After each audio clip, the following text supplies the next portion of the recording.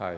So we're talking about the same project, and I'll try to minimize any overlap between the two presentations. And so the idea is that I've divided this presentation into two main sessions. One is what was the methodology that we use in Digiwhist from getting from public procurement data to something that looks like corruption. So what were the steps and the ideas and the concepts behind a more perhaps substantiated analysis of public procurement. And then I have another session where I discuss a few of ideas and to give people some insights of policies and things that governments are doing that they are partially aimed at tackling corruption, but on the other hand, they are also designed to generate a lot of knowledge about how corruption works. Because a bit of the idea is that we have a methodology to talk about this, to think of a framework of what corruption would operate in public procurement, but we don't have substantial scientific evidence if what we're doing is right or not. We just have theories. And a few governments designed specific policies that created a lot of evidence, and that's like a nice initiative. So starting from this perspective, the way that we see corruption in public procurement, it's roughly it's not only about bribing or kind of this image that we have of somebody coming with a bag full of money and giving to somebody else.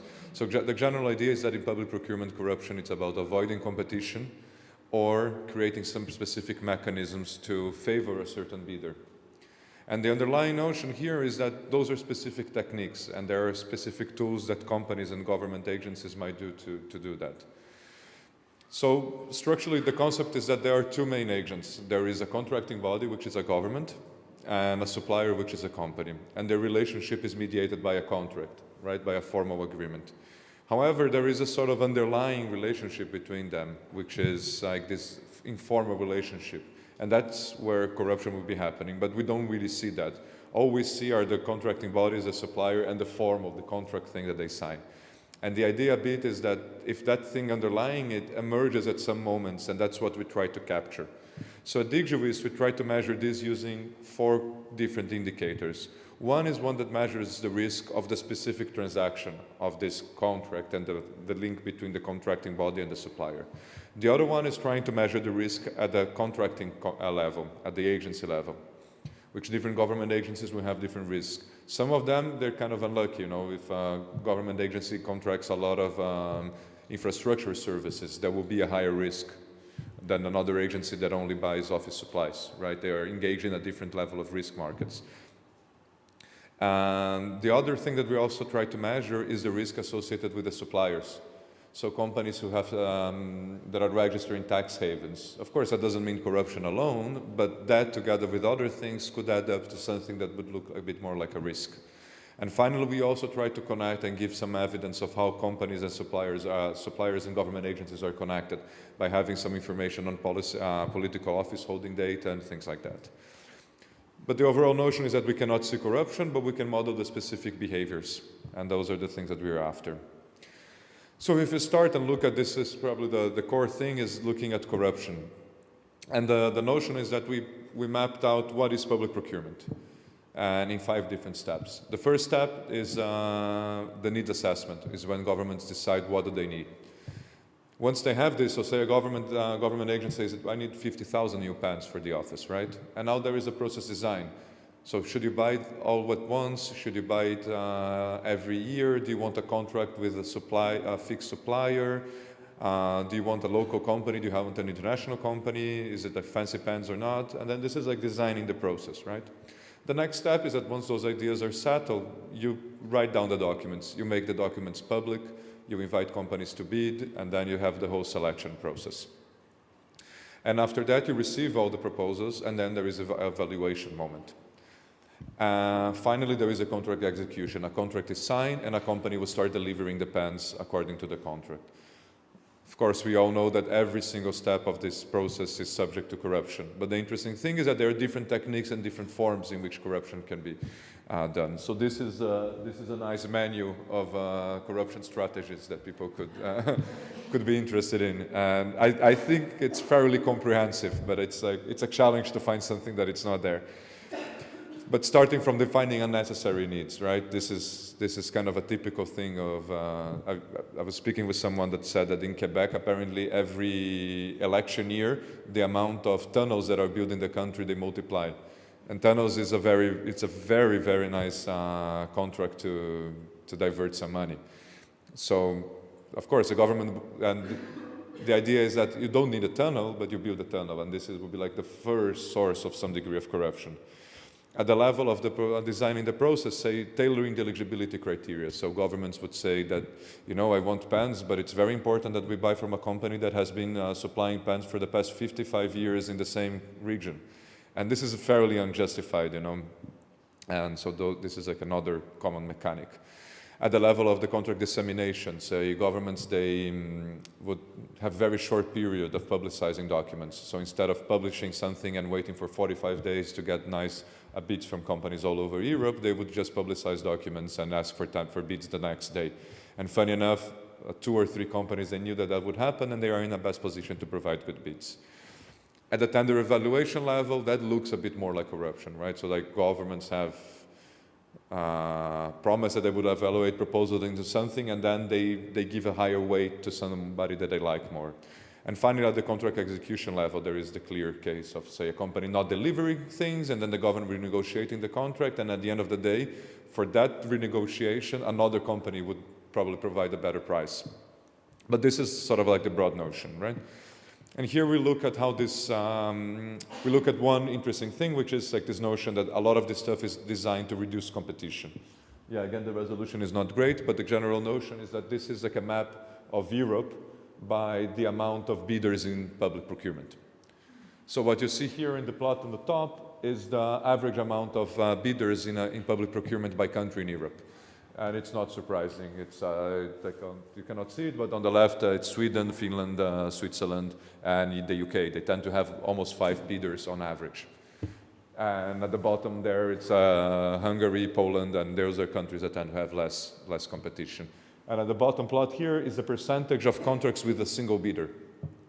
And that again kind of mirrors that, right? So Poland and Hungary, they tend to have more than 30% of public procurement contracts with only one company bidding. And the interesting thing is that with this data, we have a very nice resolution, and we can really map out Europe at the regional level. And this is very interesting because we can see regional variations within the same company, within the same country, and that's a valuable insight.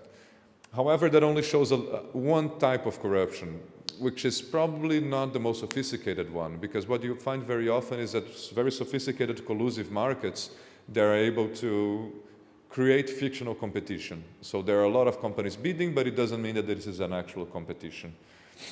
One interesting way of visualizing that is, this is not something that we've done a little bit with Digiwhist, but it's kind of like a project being developed. So when we get all the public procurement data, a lot of the countries, they also keep the information of the companies who participated in the tender, who bid it, but didn't win. And the interesting thing is that we can look at this problem as a network. So the companies are the nodes, which are the little points, and the edges are the lines that connect the companies. And they are the fact that a company bidded with another one. So with this, we can map out how a country market is operating. We have the companies that are connected to other companies in the public procurement process. And here on the left, it's like the theoretical idea, right? We have this market in blue. The market in blue has 1, 2, 3, 4, 5, 6 companies. Some of them are winning bidders, others are losing bidders. And they bid with each other in different occasions, with different combinations. So sometimes companies 1, 2, and 3, they participate. Sometimes company 2, 4, and 5 participate. And sometimes one wins, sometimes another one loses. That looks like a healthy market in which companies are actively competing. Now compare it to the theoretical market in yellow on the right, where there is a company that there is only one company winning, and there is a group of 5 companies that participate in tenders, but they always lose. And they never participate in tenders with themselves. They only participate with that company that wins. So theoretically here we're describing like those companies are not really competing, or they're not generating the same competitive dynamic that you would expect in a really competitive market. And this is a common thing, especially in more advanced collusive markets. That happens a lot. So in Italy, that's a very common dynamic, that companies, there is a high amount of competition in public procurement, but it's not real competition. So companies, they alternate the one who wins contracts. And using public data from Sweden, we find exactly the same pattern. So like on the right, it's an actual example with real data. And there is the blue market, that it's very dense, companies participating in auctions with each other and tenders with each other. And then there is the yellow market, that it's very not dense. So one company that takes all the contracts, and these companies, for the past 5-6 years, they've been participating in the market and they always lose against it. So this is kind of like the underlying notions that we've been using to transform this public procurement data into corruption or bad procurement practices, right? Now I go to the second block, which is, here what we have is kind of a one-sided data. We're trying to make sense of information from public procurement. But there are a few interesting research coming in the past few years that have been connecting public procurement data with other sources of information. And the idea is that we never really know if there is corruption, and getting data from say, past cases of corruption gives us a very biased source of information, because you don't know if you're getting the cases of corruption that were caught as opposed to the cases of corruption that really exist. So here is an interesting thing, and there are a few papers published doing this, and it's an interesting pattern that you would find all over the world. So generally governments will have multiple public procurement procedures, right? Procurement methods. And there is a hard threshold. So contracts with more than 100,000, they will require a much higher level of openness than contracts with less than 100,000 of whatever currency. Now the interesting thing is that what happens with the contracts that are exactly 100,000? The general rule that you find almost everywhere is this plot here on the top. So there is like a smooth curve of this density, and at exactly the threshold there is a peak. So governments, instead of procuring something for 100,000 or 110,000, which was the actual value, they would just procure it for 999,000. And that's a very common dynamic. And this is a public procurement that has two different thresholds for two different markets within the same procedure. And you can clearly see the two different thresholds. It doesn't even matter the number, right? It's like these two little peaks marked in red. Now, the interesting thing is that I connect this with the amount of renegotiations in the future. And what you tend to see is that these contracts that are really at the verge, and they should have been procured with more transparent methods, are also contracts that tend to have a lot of more renegotiation in the future. And it's funny because there is, different from all other values of contracts, the one thing that we know there is that public officials are willing to play around with the legislation a bit more than others. And that gives us like some interesting thing to work on. So this is one idea, like looking at what happens around thresholds.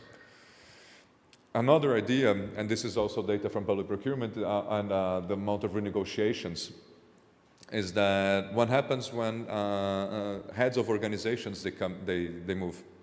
So you have government agencies, and there is a person operating there for a long time, and then sometimes they change, and then they bring a new staff, and there are substantial changes. Here I have two different government organizations, and they both had a substantial change of staff in 2011. So I have the years at the x-axis and the total amount of renegotiations of the average contract by year on the y-axis. And you see that both of them are fairly constant until 2011, and then there is a new head of an organization that comes over. This one here created a bad path.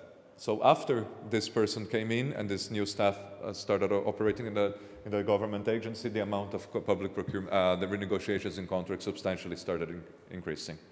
And this other one sort of created a more virtuous cycle, right? So after the agency had some bureaucratic transformations, public procurement and the renegotiations started falling in that place.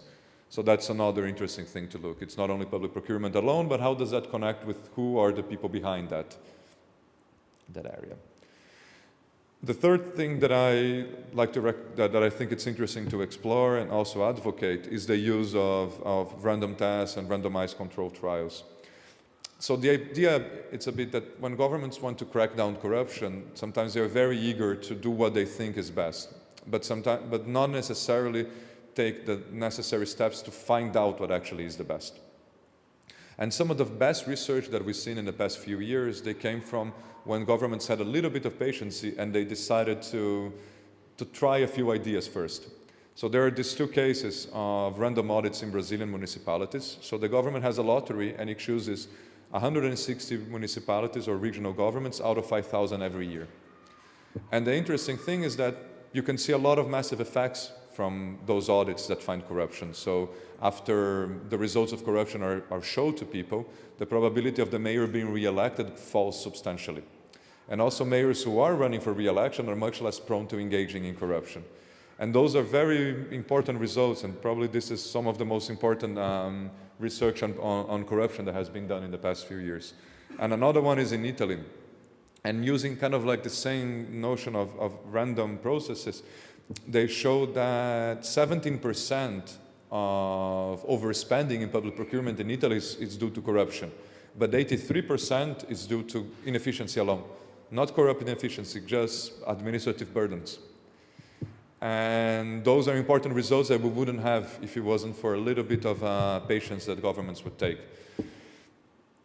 So that's the third notion that I think it's important to look. And essentially, what is underlying this is that we have a chicken and egg story all the time. So we don't know if there is very little competition because companies think that if there is corruption, they don't bid, or if there is little competition because corruption is removing competition from the tenders. And how do you stop this? So you don't know if A is causing B, or there is a C that is causing both A and B. And if there is a little bit of planning ahead on the design of things, you can isolate and separate the two and find out which are the policies and tools that could really work.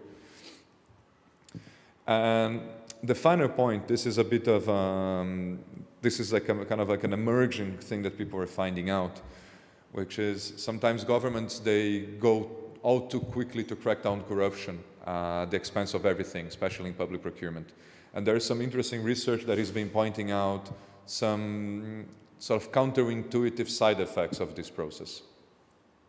A nice example is in Chile, where government started monitoring with much more close and care public procurements that had open information available, right? And what started happening, so they would use the information of these government agencies that were procuring things, and they were public, and they use those things to find problems with the administrative process there. Of course, ideally what they wanted was to help governments not only keep the data transparent and open, but also make procurement better. But the first reaction that they saw was that governments were, instead of keeping the data transparent and improving, they were just not making it public anymore. And the funny thing is that at the end of the day, they were monitoring and auditing the ones who were already doing a slightly better job, which are the ones who are publishing things. And but they are not monitoring and auditing the ones who don't give public information. And funny enough, you just generate the easy way out. It's easier, instead of fighting corruption, it's just easier to make it less public. But a very well-intentioned governmental policy had precisely the opposite effect that it targeted.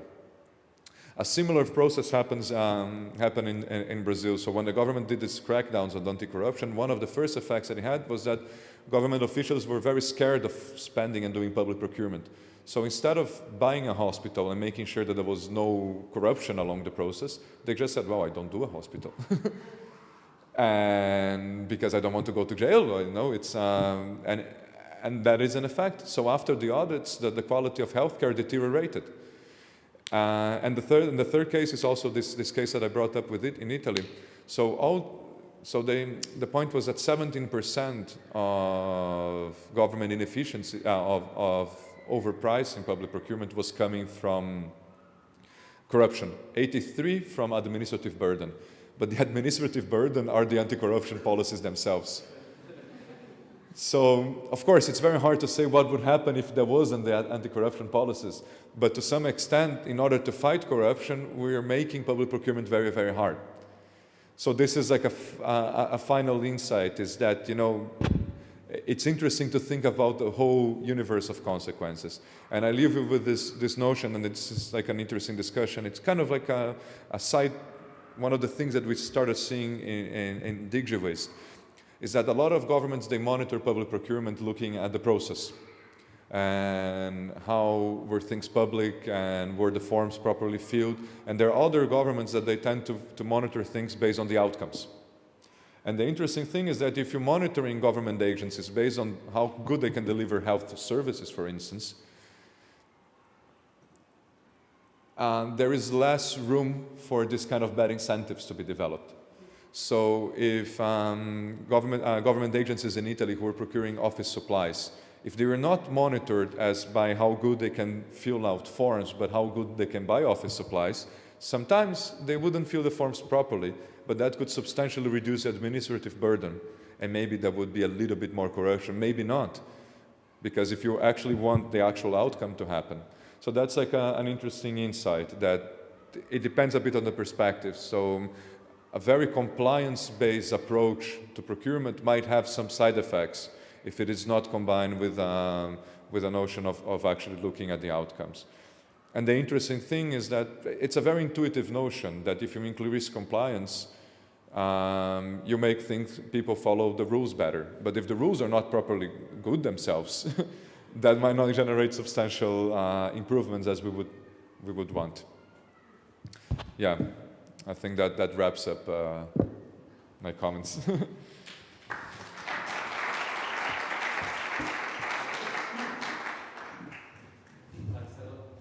Thank you. Sometimes the mic does not work. Do you have any questions? Yes, there is one here. Hey, thanks for the interesting talk. I have a question about this network. So, how confident are you that these suspicious networks are actually really corrupt? Or how big is your confidence in it? And what would be the next steps if you have identified such a setup? Would you then contact authorities? Would you contact media? What would be the next step? So in this case, this is we don't really suspect that it's corruption. We think that it's collusion, in the sense that there is no, the government in itself was not aware of that, right? So there is no transaction of money or favor, but it's rather like companies dealing with companies. And that was a project that we did for Sweden, and they're investigating this case. So I would say we're still exploring it, but ideally, as we start recognizing, and there is a stronger effort to truly dig deeper into those cases, and if we start having a lot of very few false positives, then we probably have stronger confidence. But at this stage, it's more theoretical rather than. I think we have time for another question. So, do you have another question? Otherwise, we keep going. Yes. You would talk a lot about some information, some data we can have. At the end, we cannot investigate or go in the corruption cases because we don't know the relation to the company and a public worker, for example. I wanted to know, in your opinion, what kind of data and information we need right now in Europe to do this, investigate or control or these subjects that are trying to avoid corruption cases properly.